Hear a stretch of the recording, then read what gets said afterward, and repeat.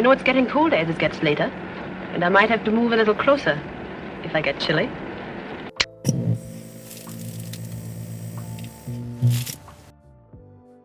Constance Bennett, Hollywood's highest-paid actress of the early 1930s, was known for her sophisticated approach to romance and pleasure. Her legendary parties at the Holmby Hills mansion became the talk of Hollywood, not for their lavish decoration, but for their scandalous affairs that began there.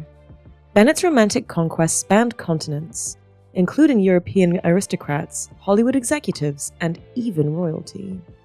Her marriages, she wed 5 times, only scratched the surface of her romantic life. Bennett was particularly drawn to wealthy and powerful men, including a marquis and a millionaire. She expertly balanced multiple relationships, often maintaining simultaneous affairs with studio executives who competed for her affections through increasingly generous contracts. Bennett's particular talent lay in her ability to turn romantic connections into business advantages. She leveraged her relationships with European aristocrats to secure international distribution deals for her films. Her affairs with prominent producers resulted in her gaining unprecedented control over her projects, including script approval and director selection, privileges few actresses of her era enjoyed. The scope of her romantic influence emerged gradually after her death. Several prominent men, including studio executives and European nobles, reportedly destroyed their private correspondence with Bennett, suggesting relationships that extended beyond professional boundaries. Her private diaries are rumored to contain details about affairs with some of the most powerful figures in Hollywood and European society. Bennett maintained what became known as the Continental Circle, a network of wealthy and influential lovers across Europe and America. This network helped her maintain her position as one of Hollywood's most powerful actresses, even as younger stars emerged. Her romantic entanglements often overlapped with business ventures, leading to significant personal wealth beyond her acting earnings. Joan Crawford's reputation in Hollywood was built not just on her acting prowess, but on her legendary romantic pursuits. Rising from a chorus girl to an A-list star, Crawford became known for her passionate affairs that spanned both genders on all levels of Hollywood society. Her list of romantic conquests included some of the most powerful men in the industry, including MGM head Louis B. Mayer, who helped advance her career. Her 4 marriages only tell part of the story. Crawford's appetites were legendary, with documented affairs with many of Hollywood's leading men. She was famously involved with Clark Gable, with whom she maintained an on-and-off relationship for decades despite both being married to others at various times.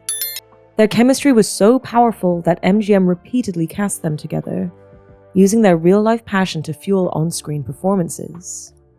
Crawford's romantic appetites extended beyond conventional boundaries. She was rumored to have relationships with several prominent actresses, including Barbara Stanwyck and Marilyn Monroe, at a time when such liaisons could destroy careers. Her Beverly Hills home became notorious for private parties where sexual boundaries blurred and Hollywood's elite engaged in scandalous behavior. Her relationship with Franchot Tone, whom she married in 1935, began while she was still involved with actress Joan Bennett, establishing Crawford's reputation for taking what she wanted regardless of existing relationships. She was known for pursuing younger men as her fame grew, using her power and influence to attract rising stars and ambitious newcomers. Dolores Del Rio's romantic life was as international as her career.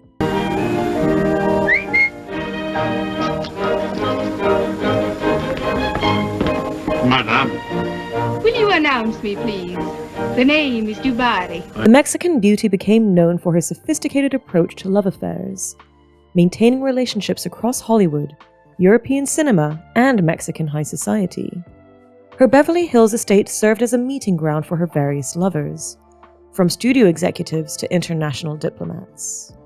Del Rio's marriage to Cedric Gibbons, MGM's celebrated art director, provided her entree into Hollywood's elite circles, but it was her passionate affairs that truly defined her reputation.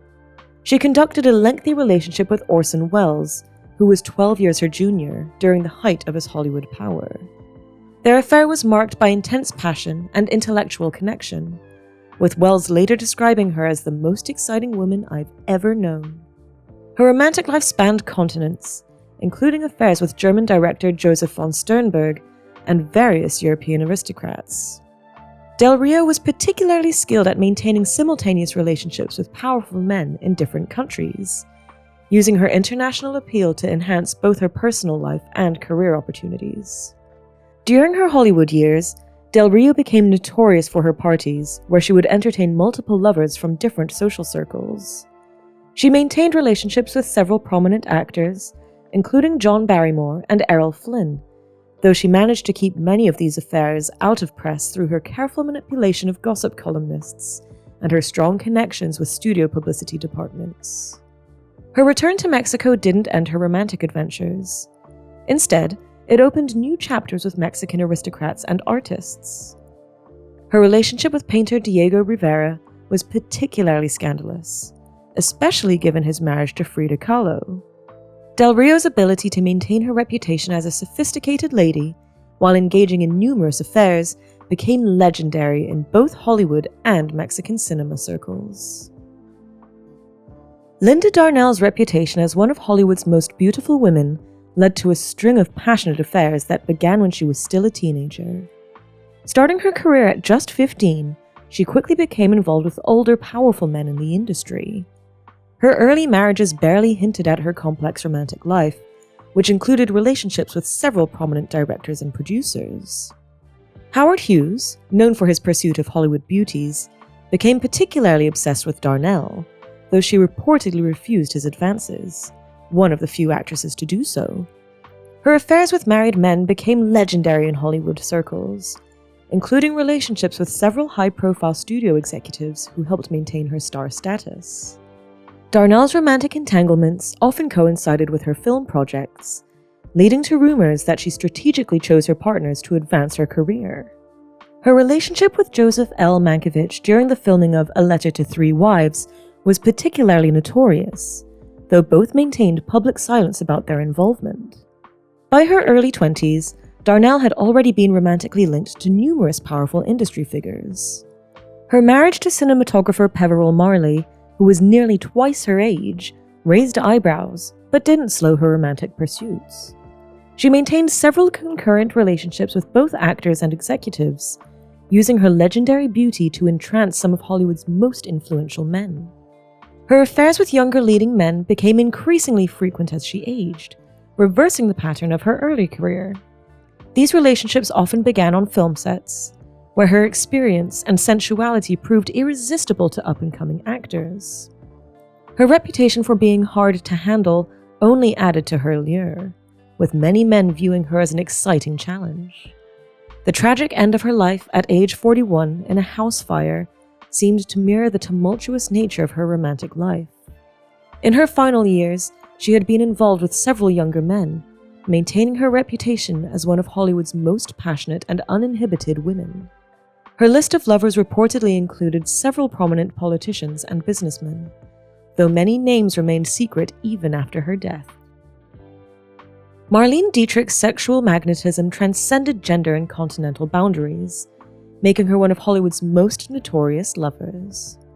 Her list of conquests included both men and women, from fellow actors to world leaders. Dietrich's open bisexuality was revolutionary for her time, and she refused to hide her affairs with women, including acclaimed actress Greta Garbo and writer Mercedes de Acosta. Her romantic life was as international as her career. During her rise to fame in Berlin, she engaged in numerous affairs with both men and women in the artistic community. Upon arriving in Hollywood, she quickly became known for her voracious sexual appetite, beginning with her director Joseph von Sternberg, who transformed her into an international sex symbol. Among her most famous affairs was her relationship with John F. Kennedy, years before his presidency. She also allegedly had encounters with General James Gavin during World War II, combining her USO tour duties with pleasure. Her relationship with French actor Jean Gabin became legendary in both Hollywood and European circles, their passionate fights and reconciliations becoming gossip column fodder. Dietrich's marriage to Rudolf Sieber remained intact despite her numerous affairs, evolving into an open relationship that allowed both partners to pursue other lovers. She maintained simultaneous relationships with multiple prominent figures, including Ernest Hemingway, Eric Maria Remarque, and Jimmy Stewart. Her ability to juggle these affairs while maintaining her dignity and star status became legendary. Her Paris apartment became a meeting place for her various lovers, where she would sometimes entertain different paramours in the same day. She was particularly drawn to intellectual and artistic figures, having affairs with noted writers, musicians, and directors. Her relationship with composer Burt Bacharach, despite their significant age difference, demonstrated her continuing allure well into her later years. Some of her most intense relationships were with women, including a long-term affair with Claire Waldorf, a German cabaret singer. Dietrich's fearless approach to sexuality and gender norms made her a pioneer for sexual liberation, decades ahead of her time. Her private letters, released years after her death, revealed the depth and passion of these same-sex relationships, which she maintained throughout her life. Kay Francis established herself as one of Hollywood's most sophisticated yet scandalous figures, with a romantic life that rivaled her on-screen dramas. Known as the Queen of Warner Brothers, Francis maintained an extensive list of lovers that included some of the most powerful men in the industry, as well as several notable women. Her marriage count, 5 husbands in total, barely hinted at the extent of her romantic adventures. Francis was notorious for conducting multiple affairs simultaneously, often using her palatial Bel Air mansion as a discreet meeting place. Her diary, which surfaced years later, contained detailed accounts of her liaisons, including a coded system for rating her lovers' performances. Among her most notable affairs was her relationship with female director Dorothy Arzner, which caused considerable scandal in Hollywood circles. Francis maintained several other same-sex relationships throughout her career, though these were carefully kept out of the press through her connections with powerful studio executives. Her affair with German writer Maurice Chevalier became legendary in both Hollywood and European circles. Their relationship, which spanned several years, was marked by passionate public arguments and equally passionate reconciliations. Francis was known to follow Chevalier across continents, often leaving filming productions in disarray to pursue their romantic encounters. What particularly set Francis apart was her boldness in pursuing younger men. As she aged, she became known for her relationships with actors, sometimes decades her junior. These affairs often began on film sets, where her experience and sophistication proved irresistible to up-and-coming actors. Her relationship with young Errol Flynn, before his rise to stardom, was particularly notorious. Her private parties became legendary in Hollywood, where she would often entertain multiple lovers from different social circles. She maintained relationships with several prominent directors and producers, using these connections to maintain both her career and her privacy. Her ability to keep most of her affairs out of the gossip columns, despite their frequency and intensity, demonstrated her exceptional skill at managing her public image. Perhaps no other Hollywood scandal of the 1940s matched the intensity of Ingrid Bergman's affair with Roberto Rossellini. The relationship, which began while both were married to others, led to her pregnancy and self-imposed exile from Hollywood. When the affair became public, it triggered unprecedented outrage, with denouncements from the US Senate floor and her films being boycotted across America. Before Rossellini, Bergman's marriage to Peter Lindstrom barely contained her passionate nature. Her affair with photographer Robert Capa during her early Hollywood years remained largely hidden from the public, conducted through secret meetings in Mexico and Europe. Their relationship was marked by intense passion and eventual heartbreak, with Capa unable to commit to domestic life. Her time in Hollywood included several discreet affairs with co-stars, carefully managed to protect her wholesome image. The contrast between her public persona, cultivated through roles like the nun in The Bells of St. Mary's, and her public life made the eventual Rossellini scandal even more shocking to the American public. The Rossellini years proved tumultuous, with both parties engaging in extramarital affairs.